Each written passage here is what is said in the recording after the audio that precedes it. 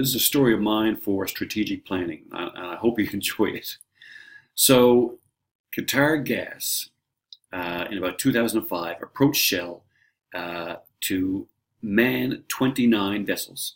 Shell originally refused because they don't manage that kind of volume, and they only wanted 3 or 4 vessels. And Qatar said, no, it's either 29 or none.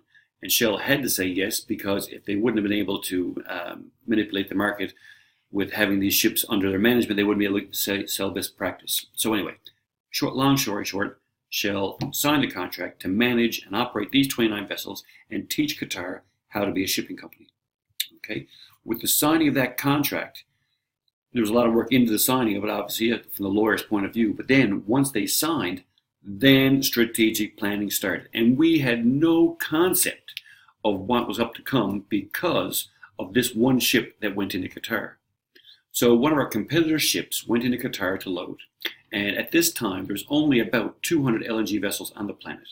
And with Qatar's expansion and other projects going on, it was going to increase about 400 vessels. The fleet worldwide was going to double. So with that, there was only so many officers, which meant there was zero experience for this new expansion of the LNG world. So if you had a master's license and you were sailing as chief officer, then bam, you were snatched up by all kinds of companies to be captain. And that's what happened with this particular ship. It went in and pulled into Qatar. And the Qatar charters came down, they inspected the ship and the experience on board, and it had zero experience, as you can imagine, because people just didn't have it.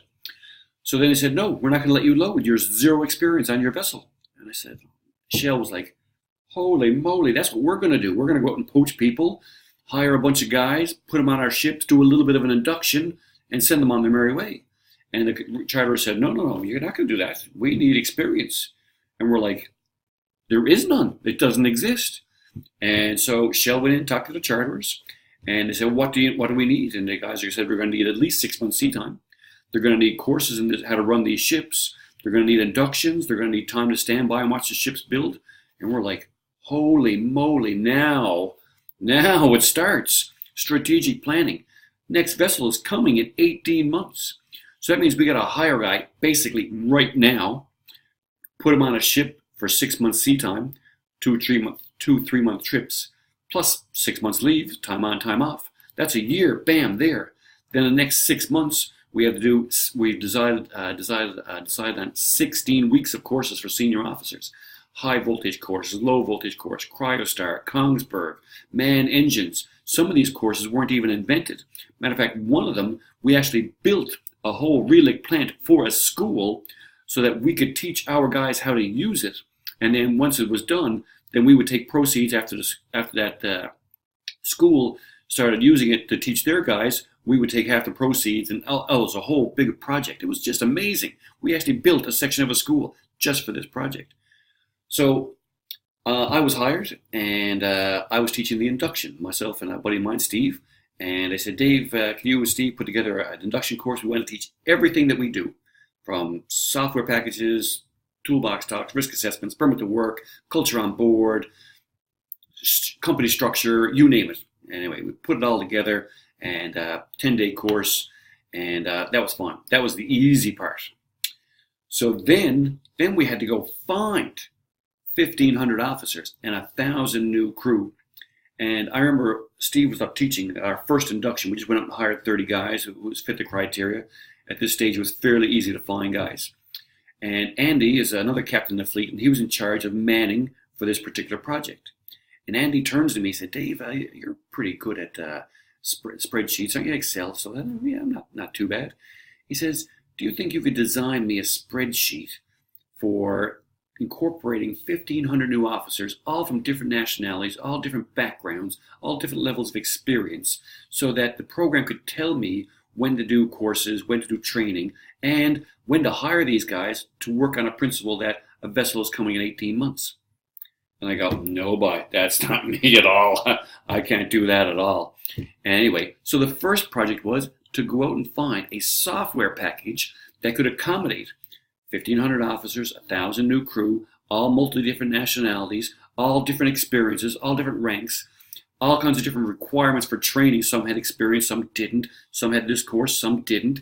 And also, you had to work in backwards. So you need to have a ship in 18 months. So the program would work 6 months sea time, leave, 3 months sea time, leave, 3 months sea time, leave, course, do an induction, hire these guys.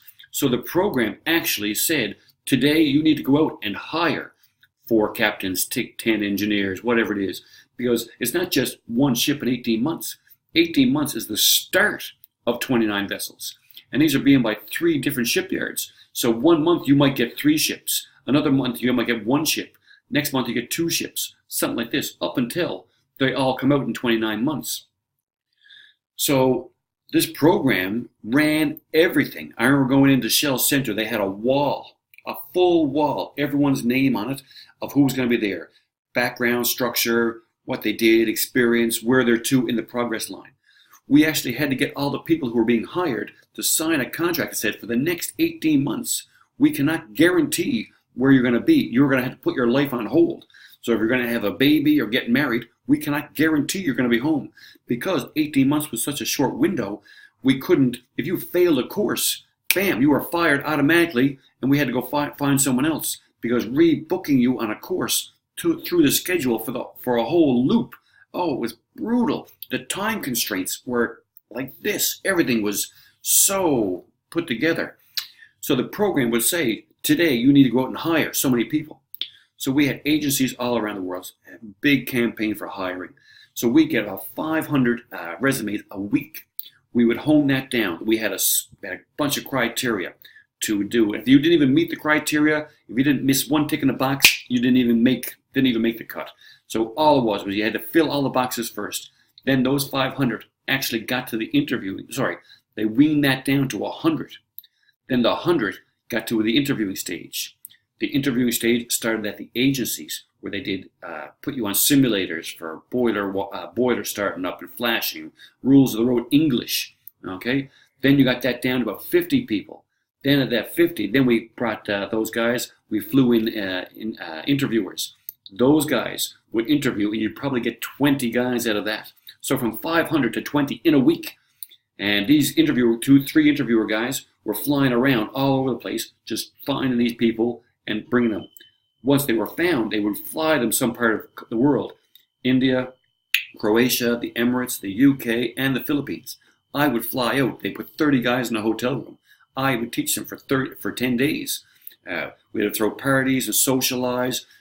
It's all about team building and bringing them together and welcoming the Shell and stuff like that. So that's fine. That's just the induction program, finding the guys. Now, then we had to go and invent. We had to go talk to Cryostar, Hamworthy, Kongsberg, build courses just specifically for these ships. They had to fly guys in and out for that. We had to build a training schedule, and the training schedule was, so the school said, I will give you courses here, here, here, and here. We couldn't dictate. So the courses were there, so you had to be there. So when we flew the guys out, they had to be there at those courses because they wouldn't run another course for us, specifically for us. As you can imagine, I started off, the training bill was $3 million, not including wages. $3 million, that's what they thought originally. And they were just going to run an induction for all these guys and put them on a ship. Now, after that first ship got refused, it grew exponentially in like weeks. Okay? The planning that went into this, we had to go out and talk to schools, build schedules, build a simulator for some of them. It was unbelievable. And the simulator had to be up and running just like that. So the actual producers, Cryostar, who were making our relic plant at the yards, had to build us a Cryostar simulator at a school. Okay?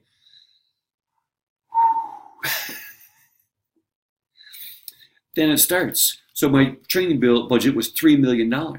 All of a sudden, 6 years later, the training budget without wages, $27 million. Okay?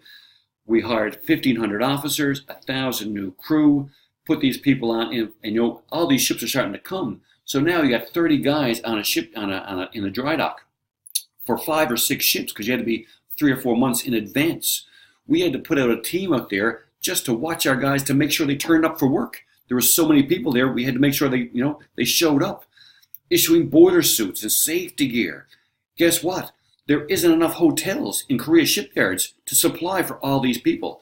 Everyone who works there all have their own homes and camps and stuff like that. But all these shell guys, we had to build a hotel there.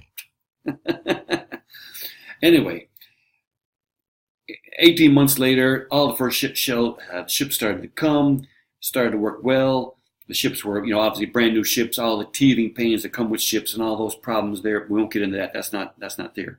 So just from a strategic planning point of view, the schedules, the timelines, the budgets, inventing stuff just to get from point A to point B. These are some of the small things. And I'm only describing this in 10 minutes. I could give you a 4-day presentation on this. Anyway, that's my little story in 11 minutes. I hope you enjoyed it. And that is just some of the things you have to think about when you're talking about strategic planning. Thank you very much.